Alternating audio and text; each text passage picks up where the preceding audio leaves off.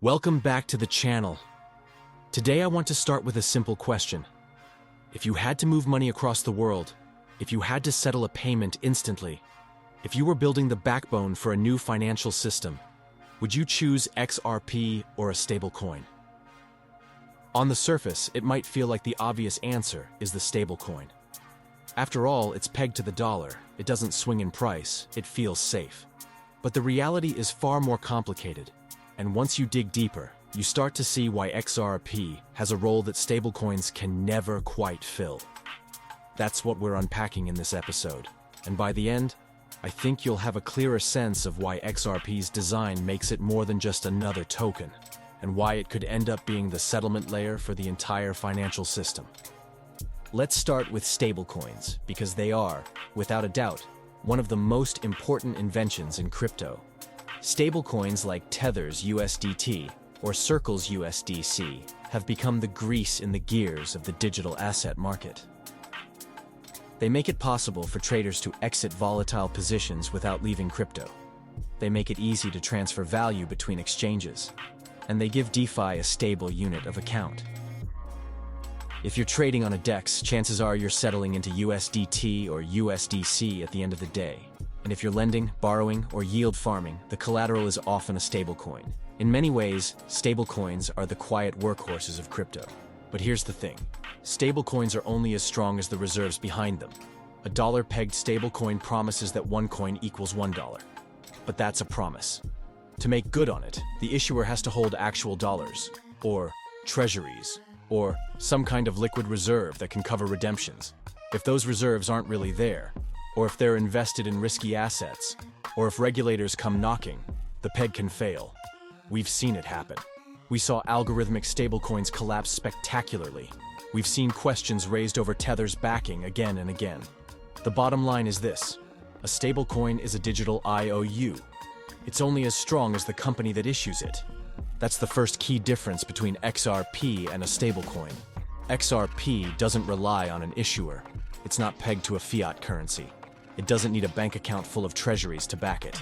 It's a native digital asset, existing entirely on the XRP ledger. That means there's no central counterparty, no promise that could be broken, no collateral that can vanish. XRP is what it is.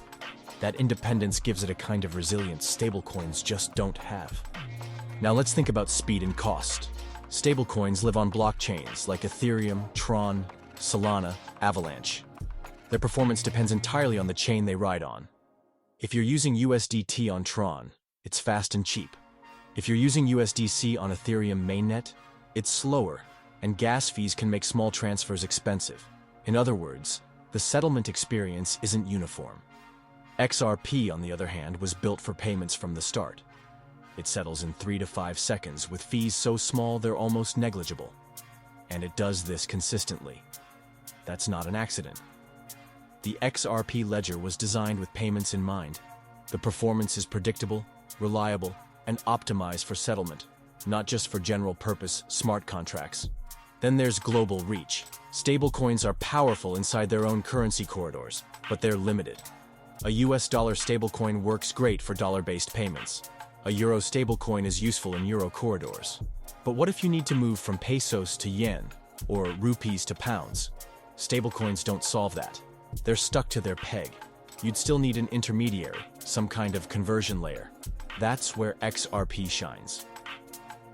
XRP's core use case is as a bridge currency. It's neutral, it's liquid, and it can facilitate settlement between any two currencies without the need for pre-funded accounts. That means banks don't have to lock up money in Nostro and Vostro accounts around the world. They can use XRP to source liquidity on demand, freeing up capital and making cross-border settlement faster and cheaper. This is one of the most overlooked aspects of the XRP story. Stablecoins mimic fiat. They replicate dollars, euros, or yuan in digital form. XRP doesn't mimic. It bridges. It provides the connective tissue between currencies. That's why Ripple has always pitched it as a solution for global payments. It's not about replacing the dollar. It's about enabling dollars, euros, pesos, and yen to flow seamlessly without friction. Now let's bring regulation into the picture. Right now, stablecoins are under the heaviest scrutiny they've ever faced. In the United States, the Genius Act has laid down strict rules. Reserves must be 1-to-1, audits are mandatory, liquidity requirements are tight. Europe has its MiCA rules. Asia is moving quickly too. Stablecoins are being regulated into digital versions of banks. That gives them legitimacy, but it also boxes them in. They're no longer free-floating crypto instruments. They're extensions of the banking system, subject to the same kind of oversight and control. XRP, meanwhile, has just cleared its biggest regulatory hurdle. The long legal battle with the SEC finally ended with clarity. XRP is not a security in secondary markets. That clarity is huge.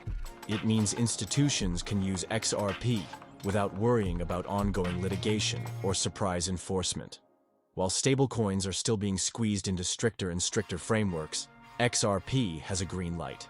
That puts it in a stronger position, especially for cross-border settlement where institutions need certainty before they deploy capital. Let's zoom out. Imagine a world where central banks issue their own digital currencies, CBDCs. The Fed issues a digital dollar. The ECB issues a digital euro. The PBOC already has a digital yuan.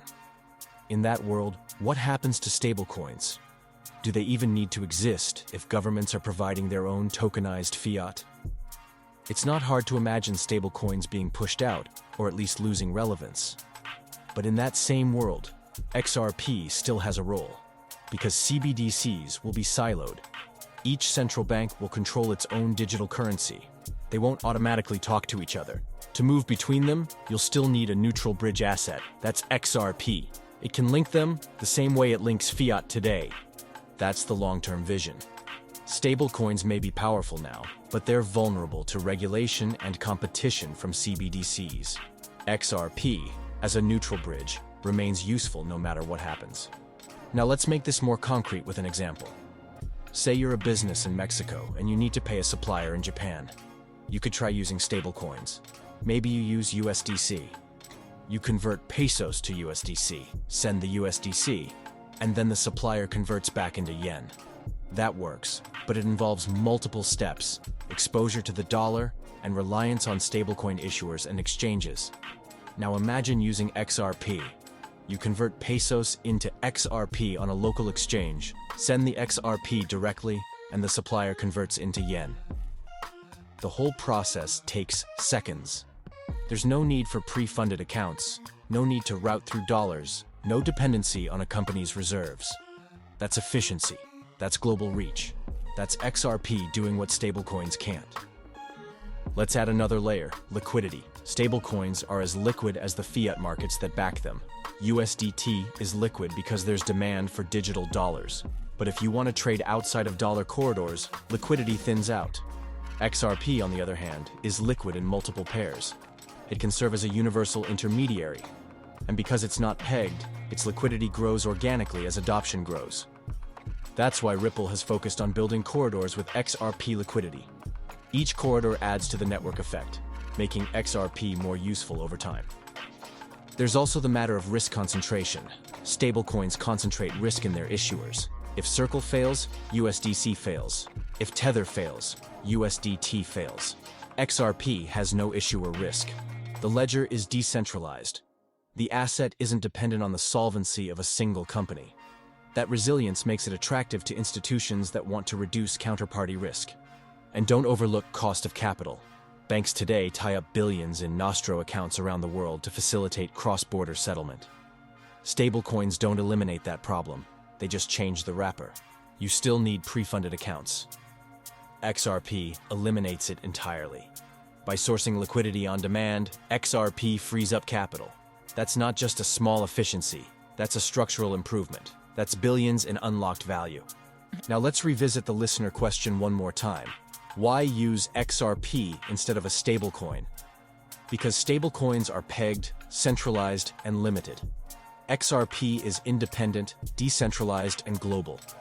Stablecoins are useful inside their currency lanes. XRP is useful as the bridge between them. Stablecoins may fade when CBDCs arrive. XRP becomes even more essential in that world. Stablecoins are promises. XRP is settlement. And that's the key. Stablecoins are fine for trading. They're fine for keeping dollars on chain. But if you want to build the rails of the future financial system, if you want instant settlement across borders, if you want liquidity that isn't tied to a single fiat currency, XRP is the better tool. So I'll leave you with this. Do you see XRP becoming the bridge currency that connects fiat, stablecoins, and CBDCs? Or do you think stablecoins backed by governments and regulations will end up winning out? Comment your thoughts, smash like, and follow for the next deep dive. We'll see you at the top.